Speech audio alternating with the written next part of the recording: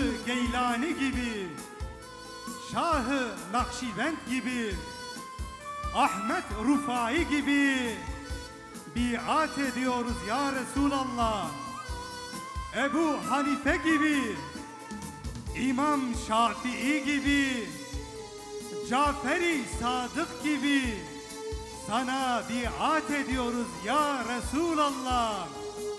Tekbir!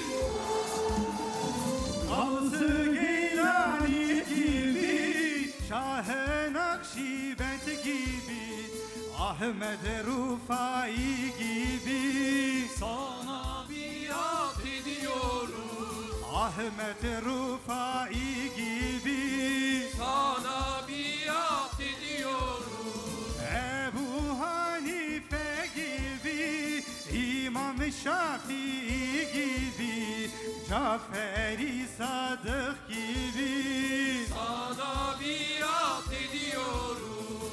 Cafer-i Sadık gibi Sana biat ediyoruz.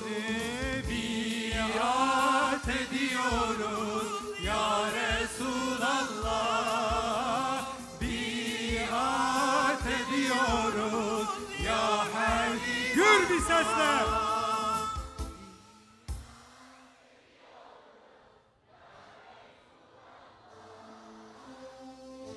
Biat ediyoruz. Önderimiz peygamber, Kur'an'dır bize rehber. Din Süreyya'dan geldi, geldi Allahu Ekber. Önderimiz peygamber, Kur'an'dır bize rehber.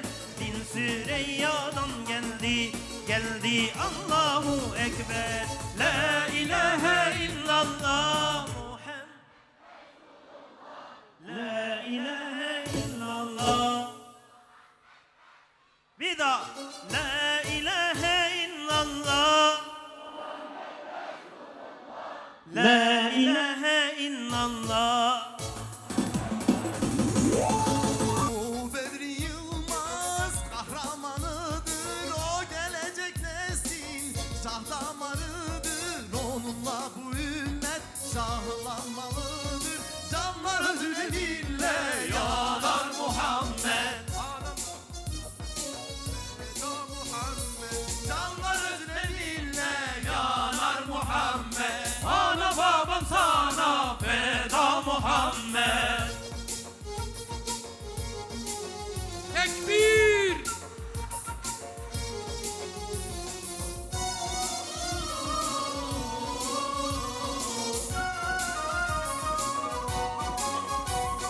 Sensiz mazlumların boynu bükülür. Küçük masum kızlar diri gömülür. Arzular duyan zulüm görürüz. Canlar özüne bille yanar Muhammed. Ana babam sana feda Muhammed. Esselatu aleyk. Vesselamu aleyk. Esselatu aleyk. Vesselamu aleyk.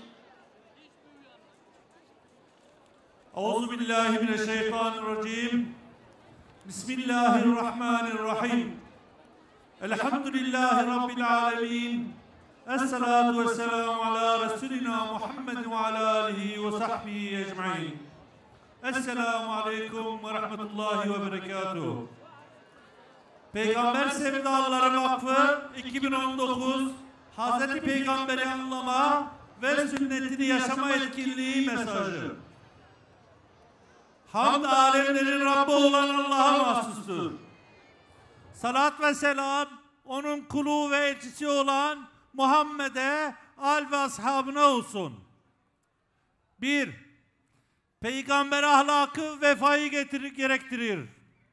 Vefa, sevgili olana muhabbetin nişanesidir.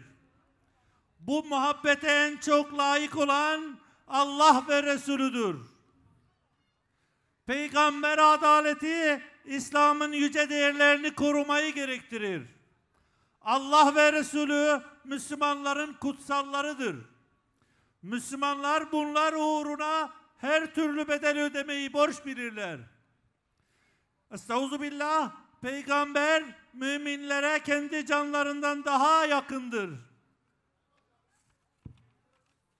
2. Peygamber ahlakı, ilmi fazilet sayar. Alimi varis bilir. Müslüman alimler tevhid yolunun devam ettiricileridirler. Estağfirullah, kulları içerisinde Allah'tan ancak alimler hakkıyla korkarlar. Peygamber adaleti ilme ve alime sahip çıkmayı gerektirir. Müslüman alimleri sahiplenmek, İslam'ın ve Müslümanların haysiyetini korumaktır. Bu sorumluluk tüm Müslümanlara aittir. 3. Peygamber ahlakı aileyi saadet-i dareynin menbaı sayar. Aile toplumun çekirdeği ve korunması gereken kutsal bir müessesedir. Ailenin korunup yüceltilmesinin yolu, estağfirullah, ey imana inananlar, kendinizi ve ailenizi ateşten koruyunuz. Fermanıyla mümkündür. Peygamber adaleti aile kurumunun nikah akdi ile güvenceye alır. Neslin devamı ve toplumsal dengenin sağlanması ancak evlilik kurumu ile mümkündür.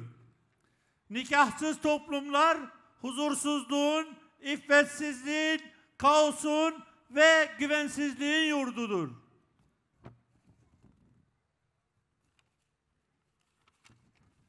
Dört, peygamber ahlakı İslam'ın şiar ve sembol değerlerine sahip çıkmayı gerektirir. Mescid-i Aksa Müslümanların ilk kıblesidir. Kudüs'te İslam yurdu olup Müslümanların yolunu gözlemektedir. Peygamber adaleti İslam'ın kutsallarına sahip çıkar. Mescid-i Aksa İslam'ın bir kutsalı ve Müslümanların ilk kıblesidir. Estağfirullah, kendisine bazı mucizelerimizi gösterelim diye kulu Muhammed'i bir gece Mescid-i Haram'dan yola çıkararak çevresini kutsal kıldığımız Mescid-i Aksa'ya ulaştıran Allah her türlü noksanlıklardan münezzehtir. 5. Peygamber ahlakı İslam kardeşliğini önceler. Bu kardeşlik Müslüman bireyden ümmet inşa etme anlayışını esas alır. Her türlü İslam dışı anlayışlar kavmiyetçilik ve milliyetçilik cahiliye adetlerindendir. Peygamber adaleti ümmeti bir bütün olarak kabul eder ve dokunulmazlık altına alır. Estağfirullah, işte bu İslam milleti tek bir millet olarak sizin milletinizdir. Rabbiniz de yalnız benim. Onun için hep bana kulluk edin. Ayeti İslam adaletinin garantörüdür. Farklı coğrafyaların, milletlerin, ailelerin, sınıfların hiçbir üstünlüğü yoktur. Üstünlük ancak takvadadır. Peygamber ahlakı zulmetmemeyi ve zulmü kabul etmemeyi esas kabul eder. Zulümle ve zalimle mücadeleyi izzet bilir. Sakın zulmetmeyin ve zalim kendisinden olsa dahi onu zulümden alıkoyup zulmüne engel olma düsturlarını prensip edinir. Peygamber adaleti zalimi ve suçluyu cezalandırmada İslam adaletini esas alır.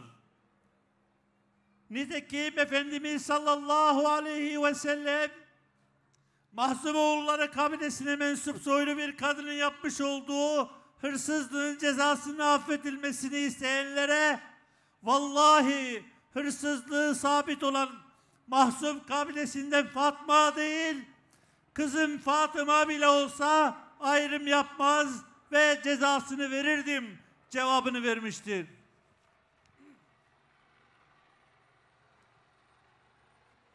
7.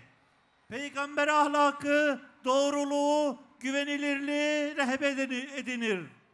Müslüman birey ve toplumlarla ilişkimizin temeli güven, dostluk ve muhabbete dayalıdır. Peygamber adaleti yapılan akitlere ve anlaşmalara sadık kalmayı gerektirir. Devletler ve topluluklar ile ilişkilerimizde Kur'an ve sünnetin bakışı esas alınır. Bu ilişkilerin zemini ve temeli ancak Müslümanların maslahatları olmalıdır. Medine vesikası ve Hüdeybiye Anlaşması bunun en güzel örnekleridir. 8. Peygamber ahlakı, Kur'an-ı Kerim'in yüce ahlakını düstur edinir.